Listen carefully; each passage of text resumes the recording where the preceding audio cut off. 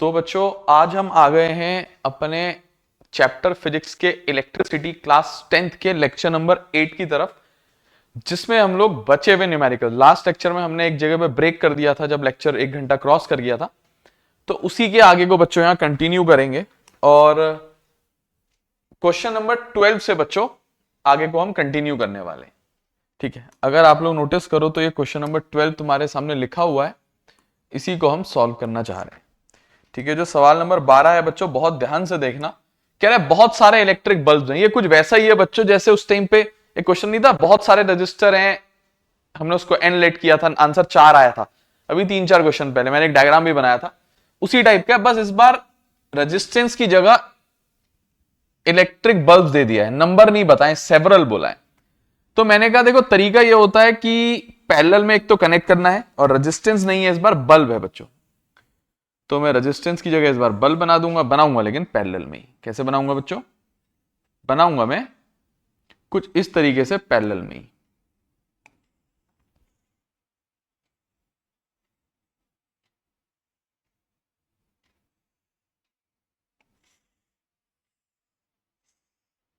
कुछ इस तरीके से पैरेलल में बना दूंगा बच्चों।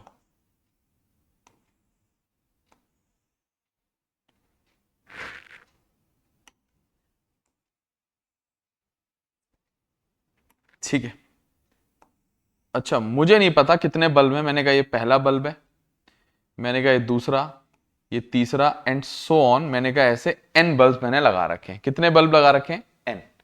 ठीक है, अच्छा पिछली बार क्या था, मुझे रेजिस्टेंस दिया था, इस बार मुझे बल्ब दिया है और उनके बारे में यह बताया है कि बल्ब जो है वो 220 वोल्ट और 10 वॉट का है। मतलब बल्ब के बारे में यह बताया है कि बल्ब की जो पोटेंशियल डिफरेंस है वो 220 वोल्ट है और जो पावर है वो 10 वॉट है। अब मेरे को चाहिए इस बल्ब का रेजिस्टेंस ताकि मैं इसको पिछले क्वेश्चन की तरह कंटिन्यू कर पाऊं। इजी है, वही सेम तरीके से है। तो मैंने कहा वी नो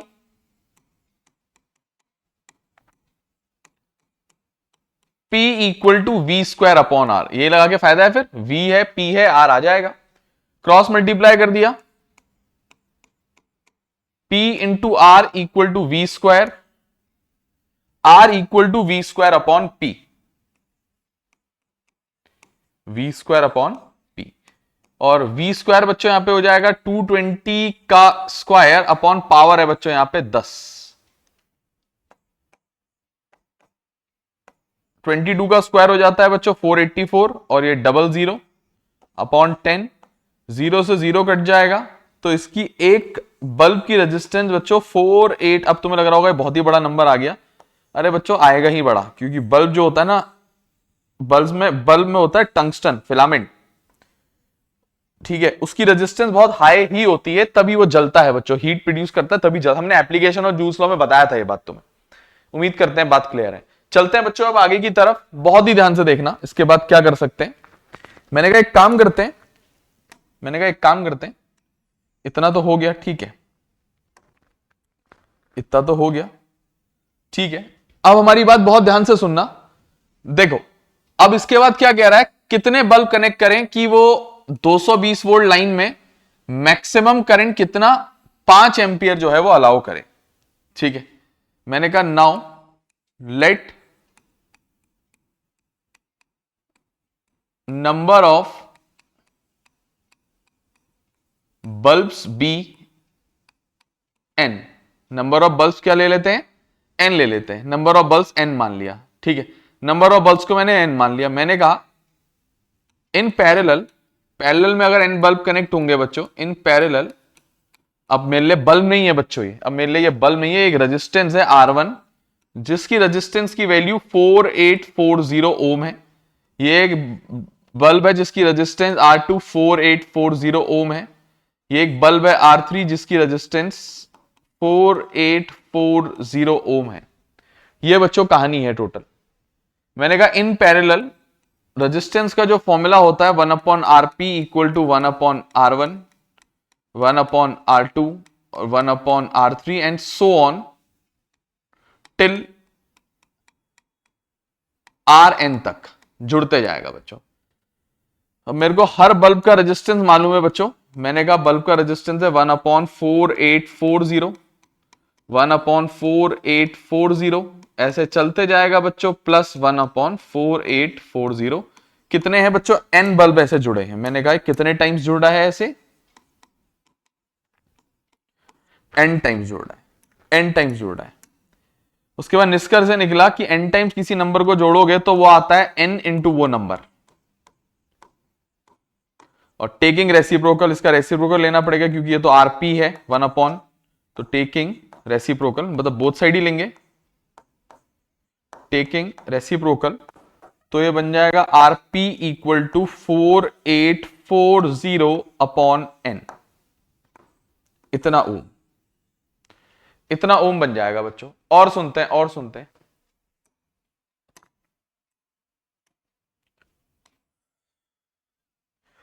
अब मुझे नंबर ऑफ बल्ब्स कितने जुड़े हुए हैं वो निकालना पड़ेगा बच्चों। उसके लिए मुझे क्या करना है बच्चों? मैं डायग्राम हटा देता हूं बच्चों, अब जरूरत नहीं है, समझाना था इस डायग्राम से जितना मेरे को मदद लेनी थी मैं ले चुका हूं, बेसिक बातें जाननी थी। मैंने कहा नाउ, नाउ बात सुनो, नाउ अब बात सुनो बच्चों। मैंने कहा we know, V equal to होता है आई आर, ठीक है। तो अगर V equal to I R होता है, पोटेंशियल दे रखा है 220, करंट दे रखा है 5, और रेजिस्टेंस मैंने अभी अभी निकाली है 4840/n। बहुत ही ध्यान से देखेंगे, बहुत ही ध्यान से देखेंगे। ये मैं n को उस साइड भेज दूंगा, यहां डिवाइड में, वहां मल्टीप्लाई में आ जाएगा, 5 इंटू 4840, फिर 220 यहां मल्टीप्लाई में है तो उधर जाके डिवाइड में आ जाएगा,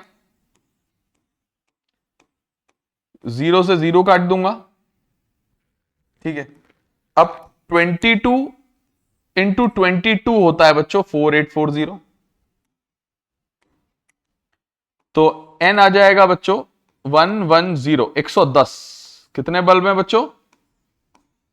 110 बल्ब हैं बच्चों, 22 5 इक्वल टू 22 इंटू 5, तो देयरफॉर 110 बल्ब्स, ठीक है, are connected in parallel across the two wire of 220 volt if the maximum allowable current is 5 ampere। ये स्टेटमेंट आप लोग कॉपी कर लोगे। तो please pause the video to note it down, please pause the video to note it down. बच्चों उसको note कर लो।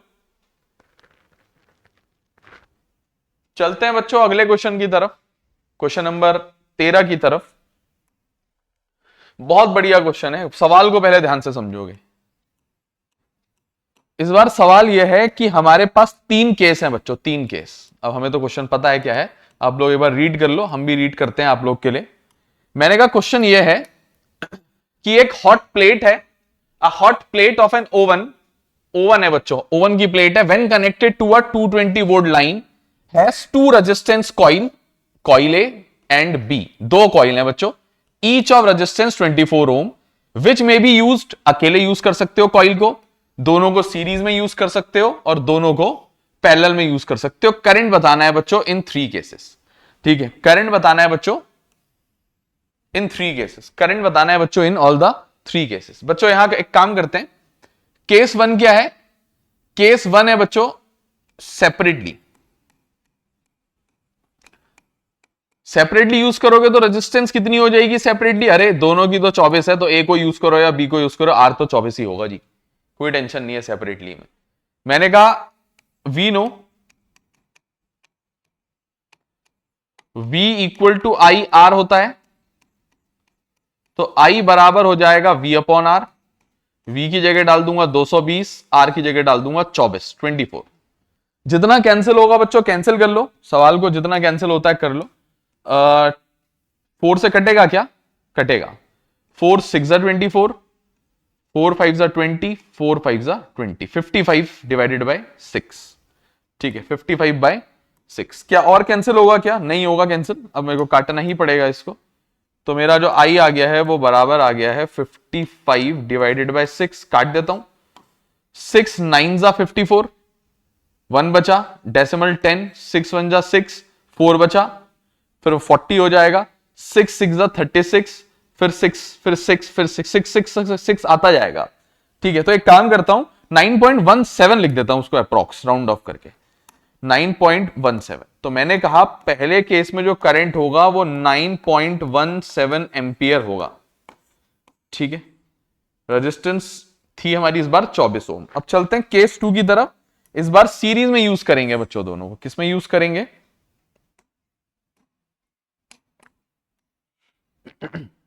Series में यूज करने जा रहे हैं हम,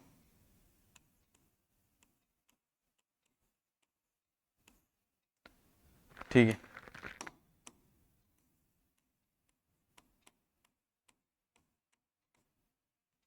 सीरीज,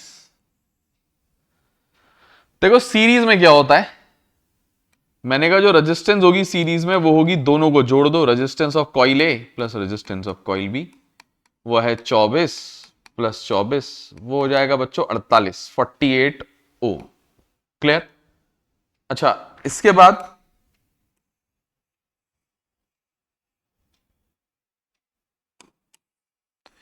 बाद we know, V equal to I R, तो I इक्वल टू बच्चों क्या होगा? V अपॉन आर होगा। तो I बराबर हो जाएगा 220 अपॉन 48, 48, ठीक है। 220 अपॉन 48, 48। देखो यहां 220 अपॉन 24 था, वहां 48 है, मतलब 1 इंटू 2 एक्स्ट्रा है, मतलब इसका आधा आ जाएगा करंट और, ठीक है। 9.17 का आधा मैं करके दिखा दे रहा हूं, लेकिन मैं ऐसा कर नहीं रहा हूं जैसा बोल रहा हूं, मैं तुम्हें काट के ही दिखा रहा हूं। 4 से काट देता हूं, 4 1 जा 4, 4 2 जा 8, 4 5 जा 20, 4 5 जा 20, ठीक है। 55/12, तो I बराबर आ गया 55/12। काट देते हैं बच्चों इसको, 12 5 जा तो 60 हो जाता है, 12 4 जा 48, 48 और 7 रिमाइंडर बचा, डेसिमल लगाया, क्या हो गया वो? 70। तो अब 5 जा हो जाएगा बच्चों 60, 5 जा हो जाएगा 60, ठीक है। 60 फिर बचेगा रिमाइंडर कितना? 10, फिर वो 100 हो जाएगा। 9 जा तो 108 हो जाता है, 8 बार जाएगा बच्चों, 8 बार 96, 4 रिमाइंडर 40 हो जाएगा, 3 जा 36। अब 3 लिख के फायदा नहीं, राउंड ऑफ करके, क्योंकि 5 से छोटा है तो 58 ही रहेगा, ऐसे ही छोड़ दो उसको यहीं पे। तो मैंने कहा जो मेरा करंट बराबर आ जाएगा 4.58 एम्पियर आ जाएगा, मैंने कहा ही था अप्रोक्सीमेटली इसका आधा आएगा, 4.5 के आसपास आएगा, 4.5 से थोड़ा बड़ा ही आएगा, कहा था, ठीक है। अब चलते हैं बच्चों आगे की तरफ, और मैंने कहा केस 3, अब मुझे जोड़ना है बच्चों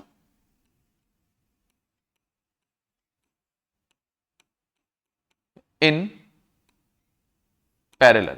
कॉइल्स कैसे जोड़नी है?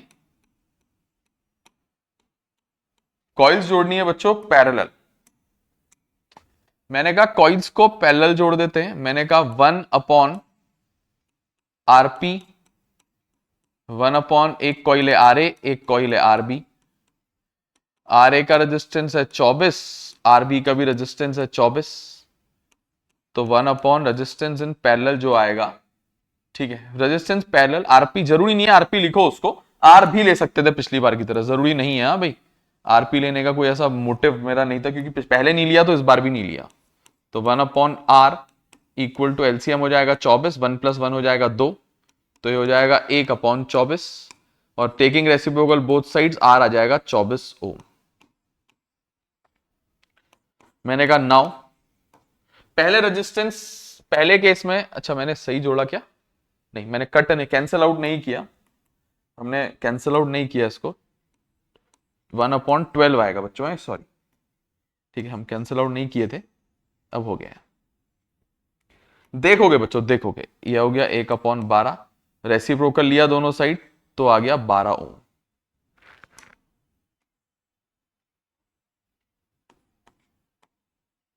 ठीक है, रेजिस्टेंस हो गई क्या? 12 ओम हो गई बच्चों, 12 ओम। अब सुनोगे, रेजिस्टेंस आ गई, ये जो फॉर्मूला था V equal to I R वाला, इसी का इस्तेमाल फिर से मैं करूंगा, ठीक है। V know, V equal to I R, तो I equal to V upon R, तो I बराबर आ जाएगा V की जगह 220, R की जगह 12, मैं इसको काटूंगा, 4 3 जा 12, 4 5 जा 20, 4 5 जा 20, तो मेरा I जो है वो बराबर आ जाएगा 55 / 3। मैं इनको फिर से बच्चों आपस में कैंसिल करने जा रहा हूं, ठीक है, 3 1 जा 3, 2 रिमाइंडर 25, 3 8 जा 24, 1 रिमाइंडर पॉइंट, 3 3 जा 9, 3 3 जा 9, 3 3 जा 9, चलता जाएगा बच्चों। इस केस में करंट आया बच्चों 18.33। अच्छा, अब आप एक बात नोटिस करो बच्चों, जब अकेला यूज किया तो रेजिस्टेंस थी बच्चों 24, तो करंट इतना आया। जब करंट को सीरीज में कनेक्ट किया तो रेजिस्टेंस बढ़ गई, 24 से हो गई डबल, तो मैंने कहा करंट हो गया आधा। करंट आधा हो गया क्यों? क्योंकि रेजिस्टेंस ज्यादा तो करंट कम। यहां करंट सबसे कम है, सबसे कम मतलब सबसे कम बोले तो इसका आधा, तो इसका दुगना हो गया। देखो करंट हो गया, करंट ज्यादा मतलब है रेजिस्टेंस कम। रेजिस्टेंस कम जब होती है बच्चों तो करंट ज्यादा होता है, जब रेजिस्टेंस ज्यादा होती है तो करंट कम होता है। बात क्लियर? तो बहुत ही प्यारा सा क्वेश्चन था, उम्मीद करते हैं समझ में आया होगा। तो बच्चों please pause the video to note it down, please pause the video to note it down.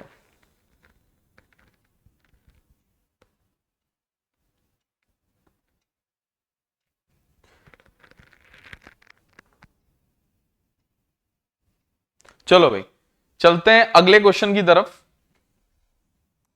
और देखते हैं अगला क्वेश्चन क्या है।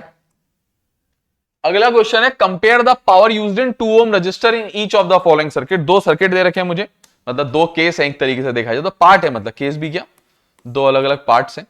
पहला पार्ट कह रहा है 6 volt battery in series with 1 ohm and 2 ohm resistor. दो रजिस्टर है 1 ओम और 2 ओम, एक 1 ओम है एक 2 ओम है। 1 ओम 2 ओम, resistance 1 resistance 2,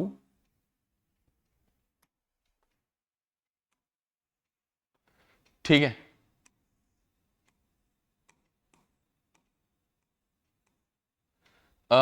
6 volt battery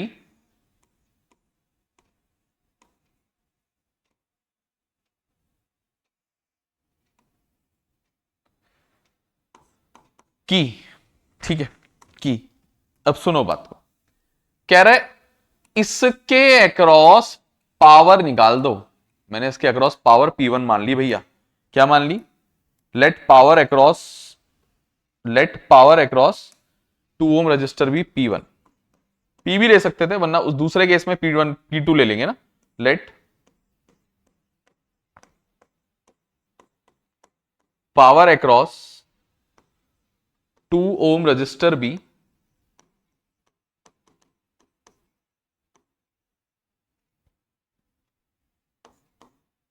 P1 what. कितना मान लिया बच्चों? P1 वॉट मान लिया।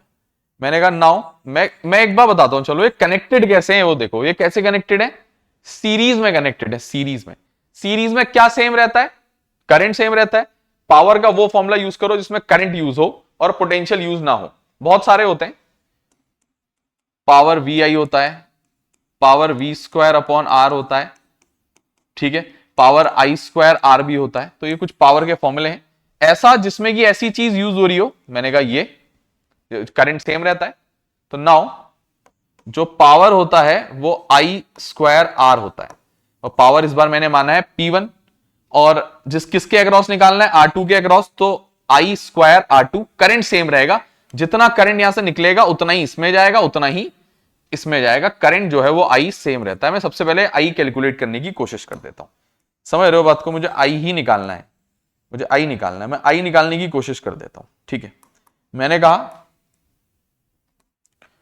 I जो होता है वो V अपॉन R होता है, मतलब V equal to I R होता है, implies I equal to V upon R, ठीक है। रेजिस्टेंस नहीं पता मुझे इसका, रेजिस्टेंस मैंने कहा निकल जाएगा, सीरीज में तो है, रेजिस्टेंस होगा 2 और 1 3। टोटल सर्किट का रेजिस्टेंस कितना आ जाएगा? 3। पोटेंशियल है 6, करंट कितना आ जाएगा? 2 एंपियर, ठीक है। I कितना आ जाएगा? 2 एंपियर। अब कुछ लोगों को लग रहा होगा सर जी ने रेजिस्टेंस डायरेक्ट डाल दी। मैंने ऐसा नहीं किया बच्चों, मैंने कैलकुलेट किया क्योंकि आसान था कैलकुलेट करना, ठीक है। तो मैं काम करता हूं ऐसा ना लगे तुम लोगों को, इसके लिए 1 सेकंड के लिए एक स्टेप बढ़ा देता हूं यहां पे, ठीक है। सुनना, रेजिस्टेंस इक्वल टू यहां पे जो टोटल है वो R1 प्लस R2 है, जो कि 1 प्लस 2 है, जो कि 3 ओम है। अब ठीक है बच्चों, अब ठीक है, उम्मीद करते हैं अब ठीक होगा। 3 ओम टोटल रेजिस्टेंस होगी। अब पावर होगी R2 के across P1 equal to I square, मतलब आई कितना 2, 2 का स्क्वायर इंटू R2 कितना 2, 2 का स्क्वायर 4, 4 2 जा 8। पावर कितनी आ गई बच्चों 8 वॉट। पावर कितनी आ गई 8 वॉट। इसको पहली इक्वेशन लेके डब्बे में डाल के छोड़ देते हैं। P1 आ गई 8 वॉट, पहली इक्वेशन लेके बॉक्स में डाल के छोड़ देता हूं बच्चों। P1 इक्वल टू 8 वॉट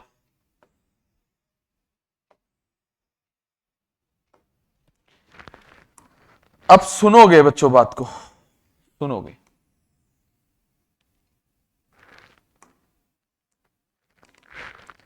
सुनोगे सेकेंड पार्ट देखते हैं, फिर कंपेयर कर लेंगे दोनों पार्ट में क्या आएगी पावर। सेकेंड पार्ट है बच्चों, a 4 volt battery in parallel with 12 and 2 ohm resistor. इस बार पैरेलल में है, 2 रजिस्टर हैं, एक ये रहा, एक ये रहा।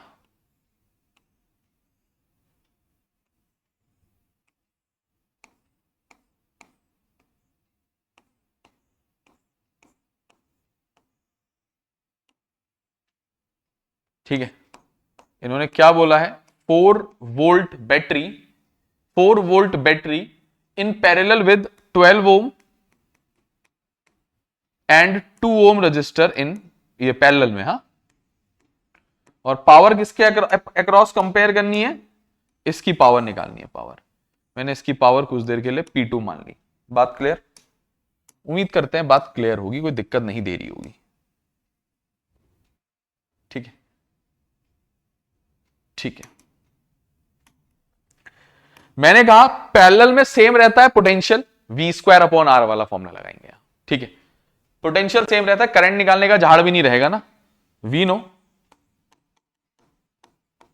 वरना इसके अक्रॉस करंट निकालो, इसके अक्रॉस जो करंट आएगा, क्योंकि करंट जो आएगा बढ़ जाएगा ना, अलग यहां चला जाएगा, वहां अलग चला जाएगा, तो इसलिए करंट निकालना पड़ेगा इसके अक्रॉस। इससे अच्छा है क्योंकि V सेम रहता है, तो पावर का V स्क्वायर अपॉन R वाला फॉर्मूला बेस्ट है।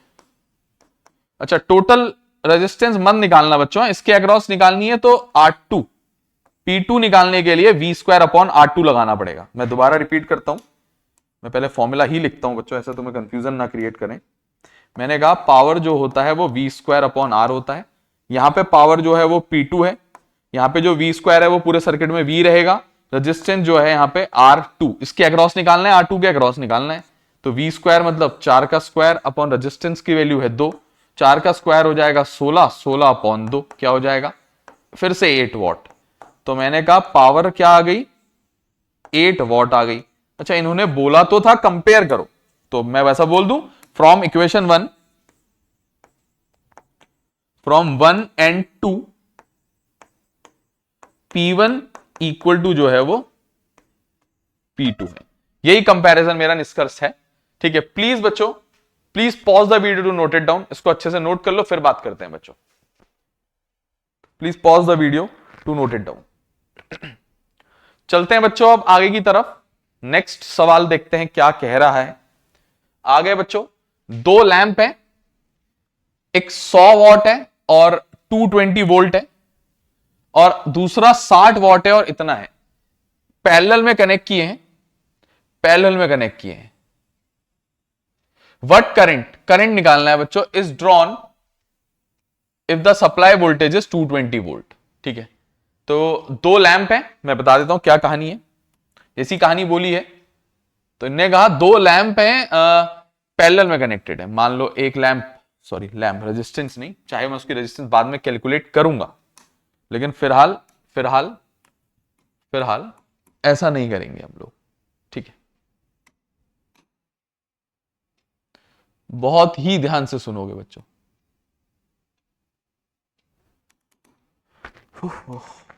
यहां देखोगे,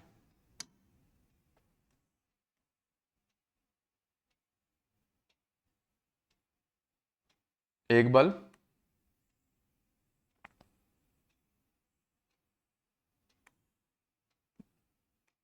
2 बल्ब,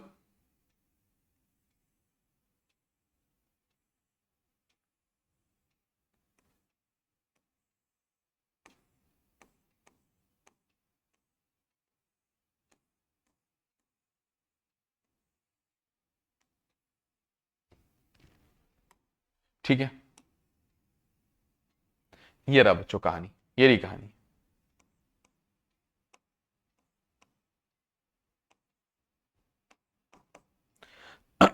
ठीक है, अब यहां सुनो, यहां से करंट आया, इसकी पोटेंशियल डिफरेंस मेरे को दे रखी है 220 वोल्ट।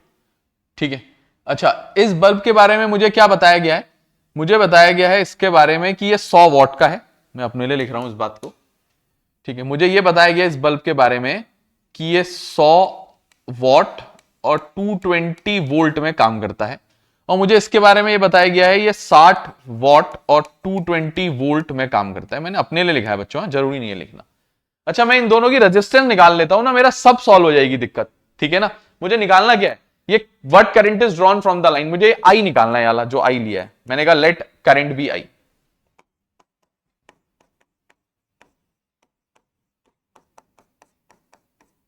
करंट कितना मान लिया बच्चों, आई एंपियर मान लिया हम लोगों ने, कितना मान लिया, आई एंपियर। अच्छा अब दिक्कत क्या है, दिक्कत यह कि मुझे रेजिस्टेंस निकालनी पड़ेगी बच्चों इसकी, किसकी, दोनों बल्ब की। मैं निकाल लेता हूं, इजी टास्क है।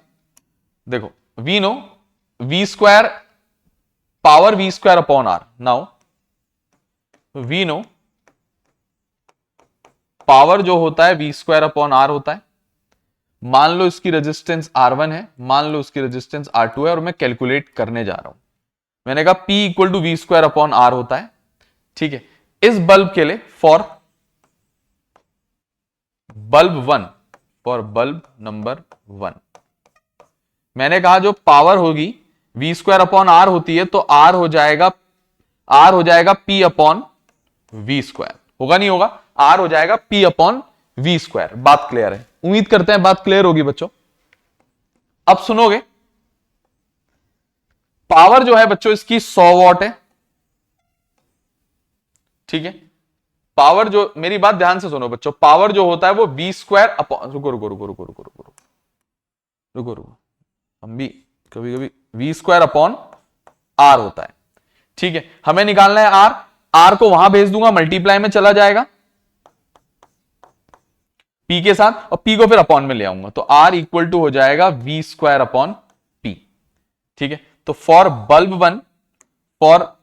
वन की बात करते हैं, तो जो रेजिस्टेंस होगी R1 आएगी, इससे क्या आएगी, R1 वी स्क्वायर, उसका वोल्टेज तो 220 का स्क्वायर अपॉन पावर 100, 484 22 का स्क्वायर होता है, 2 जीरो आएंगे, 2 जीरो ये आएंगे, 0 से 0 कटेगा, 0 से 0 कटेगा। ठीक है, तो रेजिस्टेंस आ गई R1 484 ओम। अब चलते हैं बच्चों आगे की तरफ, R2 की तरफ, सुनोगे बात को। फॉर बल्ब 2 रेजिस्टेंस होती है वही formula V square upon P, इसकी रेजिस्टेंस मैंने R2 मानी, तो वी स्क्वायर, इसका भी 220 का स्क्वायर अपॉन इसकी पावर शायद 60 दी है ना दूसरे बल्ब की, हाँ बिल्कुल, दूसरे बल्ब की पावर 60 वॉट्स दी है, मैंने डाल दी वैल्यू। मैंने कहा जो R2 आएगा वो बराबर आ जाएगा 4840 अपॉन 60, 0 से 0 काट दूंगा। ठीक है, 6 से कट रहा है क्या, 6 से कट रहा है, 6 6 36, 6 7 42, 6 8 48, और फिर 40 नहीं कटेगा बच्चों। ठीक है ना, एक काम करते हैं, 2 3 6, 2 2 4, 2 4 8, 2 2 4 और 0, 2420 अपॉन 3। मैं इसको डेसिमल में नहीं ला रहा हूं क्योंकि ये मेरा फाइनल आंसर अभी नहीं है। 2420 डिवाइडेड बाय 3 ओम, खाली बाद में फिर दिक्कत करता है ना बच्चों, इससे अच्छा है कि अभी निकालो ही मत उसको। ठीक है ना, अच्छा हाँ, ये मेरी रेजिस्टेंस यहाँ पे 1 आई है, 484 ओम। ठीक है, उसको मार्क करके लिख दे रहा हूं। अच्छा, दोनों पैरेलल में कनेक्टेड है, सर्किट की टोटल रेजिस्टेंस आ जाएगी नाउ इन पैरेलल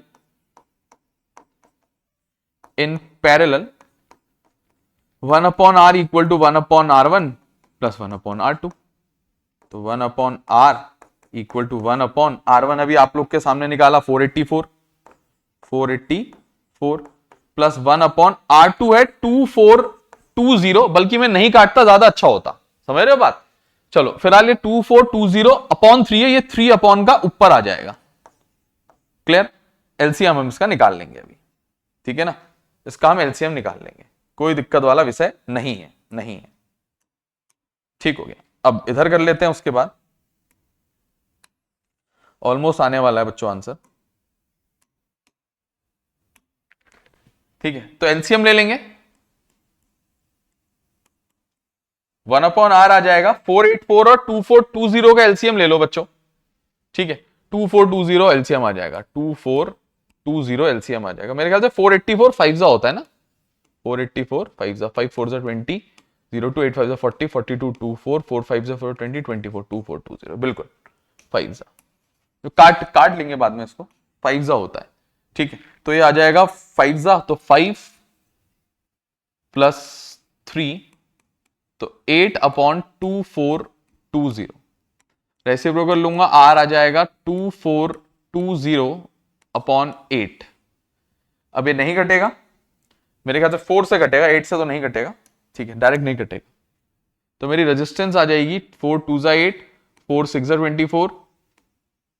ठीक है, सॉरी 65 4 5 20 4 2 8। ठीक है ना, ये आ जाएगा बच्चों। अब तो कटेगा नहीं, और मैं इसको डेसिमल में ही रहने दे रहा हूं, सॉरी फ्रैक्शन में ही रहने दे रहा हूं। 65/2 ओम, ये सर्किट की रेजिस्टेंस आ गई है पूरे। नाउ V = IR होता है, I = V/R होता है। V दे रखा है 220 अपॉन रेजिस्टेंस है 65/2, 2 ऊपर भेज दिया। बात क्लियर है? उसके बाद 5 1 5 15 5 3 15 5 4 20 5 4 20 44 5 होता है ना 220। ठीक है, अभी आ जाएगा I बराबर 44 2 88/13 और ये मेरा करंट निकल जाएगा बच्चों। कितना ये उससे निकाल रहा है, 88/13 करके कर लें। मैं डिवाइड कर देता हूं बच्चों,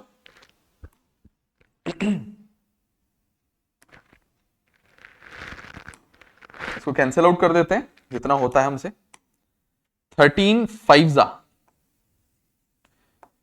5 होता है बच्चों 65।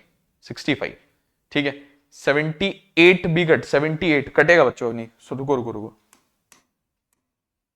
हाँ 13 6 बच्चों कट जाएगा। ठीक है, 13 ये 6 भी कट जाएगा। एक काम करते हैं ना, इसको डायरेक्ट ही मैं कैलकुलेटर से करके निकाल के रख देता हूं। कितना है 88/13 बच्चों, 6.769 आ रहा है ना, तो 6.769 को 6.77 कर देता हूं। क्या कर देता हूं? 6.77 एम्पियर बच्चों, ये मेरा आंसर आ रहा है बच्चों इसका। प्लीज बच्चों pause the video to note it down, please pause the video to note it down. बच्चों वीडियो को पॉज करो और लिख लो।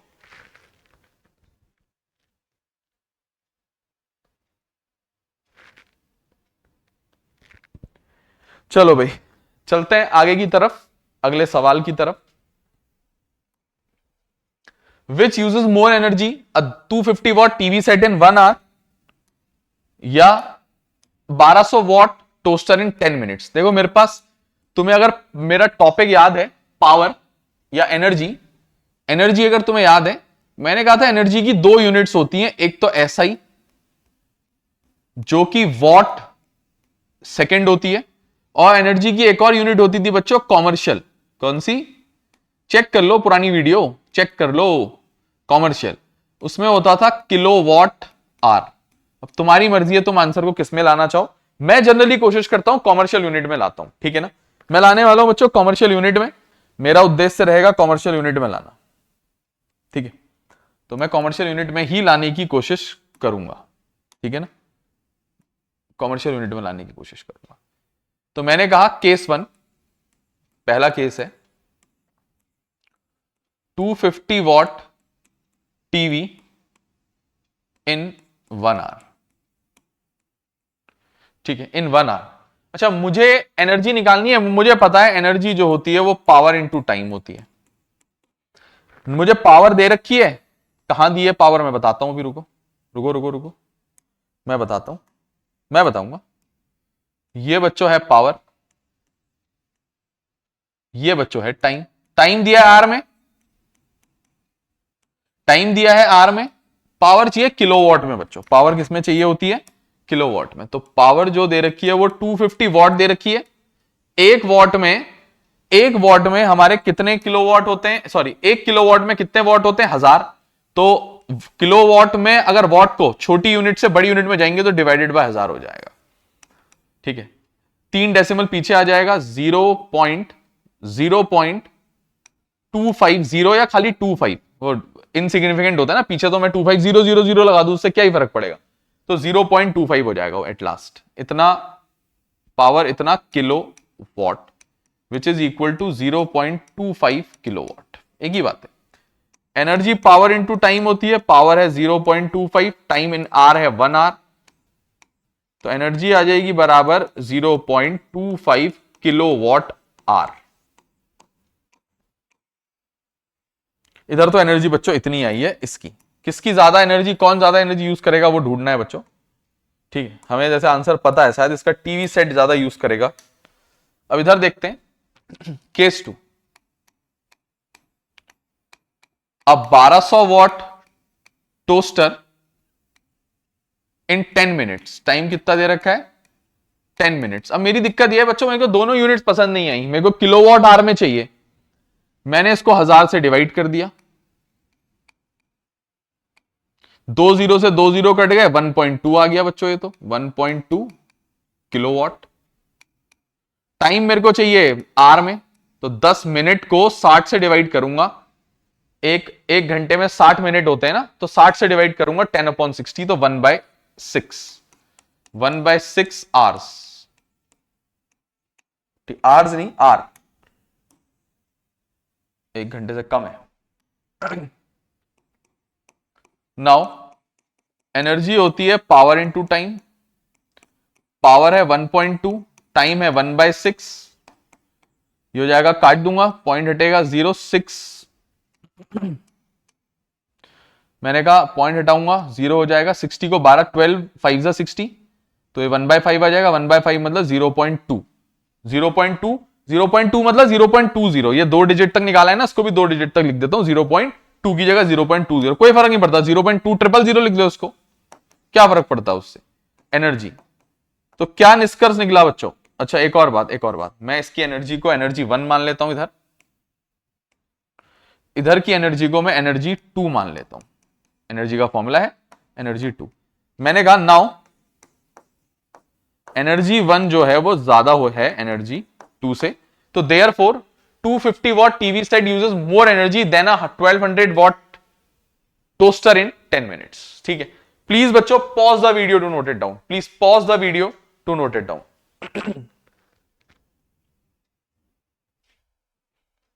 चलते हैं बच्चों अगले क्वेश्चन की तरफ। An electric heater of resistance 8 ohm, कुछ कहना चाह रहा है। Electric heater of resistance 8 ohm draws a current of 15 ampere from a service mains, ठीक है, survey from the service mains 2 hours, मतलब 2 घंटे के लिए, टाइम दे रखा है 2 आवर, ठीक है, 2 hours. Calculate the rate at which heat is developed, rate of heat क्या निकालना है, ध्यान से सुनना, रेट ऑफ हीट। अच्छा, heat produce per unit time कहते हैं rate of heat. Rate of heat क्या होता है? Heat upon time. Rate of heat मतलब heat produced per unit time, यही निकालने को कह रहा है बच्चों, heat produce per unit time. मैंने कहा हीट निकाल लेता हूं, टाइम तो मेरे पास है ही 2 घंटे हैं, सब कुछ ऐसा यूनिट में होना चाहिए, बस ध्यान रखना बच्चों, हीट की ऐसा यूनिट जूल होती है, उसके अंदर जो भी यूज हो H equal to I square RT होता है। वैसे करंट एम्पियर में होना चाहिए है, मतलब 15 का स्क्वायर, रेजिस्टेंस ओम में होनी चाहिए है, टाइम सेकंड में होना चाहिए, नहीं है, टाइम सेकंड में नहीं है स्टूडेंट्स, टाइम सेकंड में नहीं है। तो एक काम करता हूं ना, ये 2R को एक काम करता हूं, इसके साथ थोड़ा सा गेम खेलते हैं, 2 घंटे के साथ थोड़ा गेम खेलते हैं। आओ, क्या होगा, मेरी बात बहुत ही ध्यान से सुनेंगे, मेरी बात बहुत ही ध्यान से सुनेंगे। 2 घंटे के साथ क्या होगा बच्चों, मैंने कहा 2 घंटे के अंदर, हर घंटे के अंदर 60 मिनट, 60 मिनट के अंदर 60 सेकेंड। ठीक है, ये हो जाएगा 6 6 36, 36 2 7200, 7200 सेकेंड, 7200, 7200 सेकेंड्स, 7200 सेकेंड्स। ठीक है, रहने दो, वैसे बताऊं रहने दो, उसको कटवर्ड मल्टीप्लाई अल्टीप्लाई मत करना आपस में, मतलब इसको मल्टीप्लाई करने में बैठ जाना। 15 15 का होता है बच्चों 225 इंटू 8 इंटू 7200। क्यों बोल रहा हूं अभी बता दूंगा मैं। नाउ ये तो हीट प्रोड्यूस आ गया इतना जूल्स, रेट ऑफ हीट, क्या रेट ऑफ हीट मतलब heat produce per second equal to heat upon time. Heat आया है अभी आप लोग के सामने निकाला है 225 into 8 into 7200 divided by time. Time फिर से बच्चों 7200, देखो कितना बढ़िया है, कटिया, इसीलिए नहीं कैलकुलेट करो कह रहा था, इसीलिए कह रहा था मत कैलकुलेट करो, क्योंकि मुझे पता था वो कटेगा, मुझे पता था वो कटेगा, पहले से पता था मुझे। अब आ गया बच्चों रेट ऑफ हीट।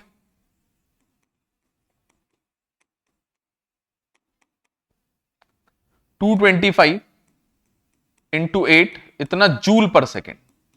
ठीक है, जूल पर सेकेंड मल्टीप्लाई कर दूंगा, 8 5 40, 04, 8 2 16, 02, 8 2 16, 17, 18, 1800 जूल पर सेकेंड। ठीक है, यह है बच्चों मेरा rate of heat produced. Please बच्चों pause the video to note it down, please pause the video to note it down, please pause the video. चलते हैं बच्चों आगे की तरफ। ठीक है, एक्सप्लेन द फॉलोइंग। देखो ये क्वेश्चंस कुछ ऐसे हैं जो मैंने तुम्हें एप्लीकेशन और जूस लॉ में लिखवा रखे हैं, तो मैं यहां ज्यादा इनको तवज्जो नहीं दूंगा, मैं तुम्हें ओरली डिस्कस करके बता दूंगा। क्या मैंने कहा, tungsten is almost exclusively used for making filament of electric lamps. सबको पता है क्यों बच्चों, क्यों मैं बता देता हूं। एक तो इसकी रेजिस्टेंस हाई होती है, हाई रेजिस्टेंस। दूसरी बात, high melting and boiling point. इस वजह से बच्चों टंगस्टन जो है एक्सक्लूसिवली सिर्फ टंगस्टन ही यूज होता है making filaments of electric bulbs. Almost clear होगा बच्चों, उम्मीद करते हैं। चलते हैं बच्चों अगले सवाल की तरफ। कह रहा है why are the conductors of electrical heating devices such as bread, toaster, electric iron made of alloy. Alloy से क्यों बनते हैं बच्चों, मैंने कहा था क्योंकि एलॉय का जो रेजिस्टेंस होता है हाई होता है, high resistance as compared to pure metal. ठीक है, तुम लोग एप्लीकेशन और जूस लॉ वाला लेक्चर खोल लो, मिल जाएगा। High resistance as compared to pure metal, as compared to pure metal. मैंने कहा high melting and boiling point as compared to pure metal, high melting point and boiling point. बात clear, 2 point लिख दो, बात क्लियर, पूरे number मिल जाएंगे। चलते हैं बच्चों अगले सवाल की तरफ।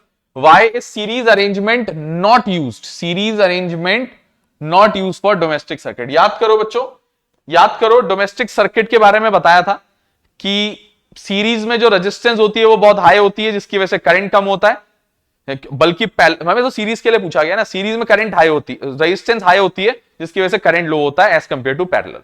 दूसरा, सीरीज में हर अप्लायंस का इंडिविजुअल स्विच नहीं हो सकता, जो कि पैरेलल में हो सकता है। तीसरा, सीरीज कॉम्बिनेशन में बच्चों अगर कोई अप्लायंस खराब हो जाए तो पूरा सर्किट काम करना बंद कर देता है।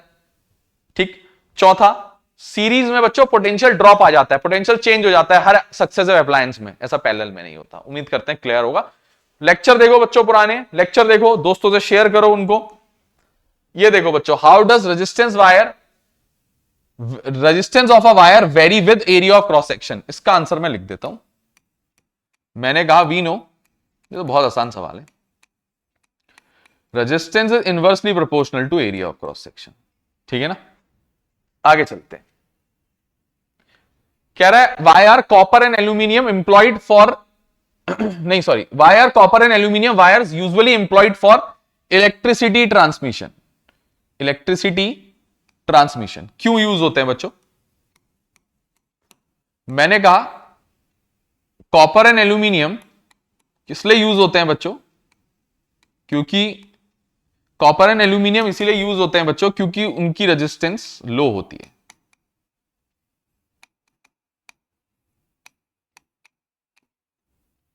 Has a very low resistance, इनकी रेजिस्टेंस बच्चों बहुत कम होती है, इसीलिए बच्चों ये यूज होते हैं for electricity transmission. Good conductors होते हैं, क्या होते हैं, क्या होते हैं बच्चों, गुड गुड कंडक्टर्स होते हैं। ठीक है, तो बच्चों ये हमारे एनसीईआरटी के सारे क्वेश्चन खत्म हो गए, कुछ रहेगी एक चीज, एक लेक्चर लास्ट और आएगा इस चैप्टर का, एक लास्ट लेक्चर और आएगा, लगभग 1-2 दिन के अंदर इसको हम निपटा देंगे, एक लेक्चर और आएगा बच्चों। तो तब तक बच्चों, तब तक के लिए, अभी के लिए गुड बाय। उम्मीद करते हैं कि आप लोग वीडियो देख रहे हो, शेयर कर रहे हो दोस्तों से, अच्छे से ईमानदारी से देख रहे हो, और शेयर जरूर करना बच्चों, प्लीज कमेंट्स करना, शेयर करना, लाइक भी करना, सब्सक्राइब भी करवाना, तो चैनल को बच्चों दूर दूर तक लोगों तक पहुंचाना, हमारे लिए बहुत अच्छा रहेगा वो। तो थैंक यू सो मच बच्चों, मिलते हैं इस चैप्टर के लेक्चर नंबर 9 आखिरी लेक्चर में, जिसमें कुछ इंटेक्स क्वेश्चन बचे हैं और कुछ गोलमोल बातें करनी है आप लोगों से मुझे। गोलमोल मतलब चैप्टर के बारे में कुछ अच्छी चीजें, ठीक है, क्विकली कुछ बातें बताएंगे, बहुत अच्छे अच्छे कंसेप्ट बता देंगे। ठीक है, तो बच्चों मिलते हैं बच्चों अगले लेक्चर में। थैंक यू सो मच बच्चों।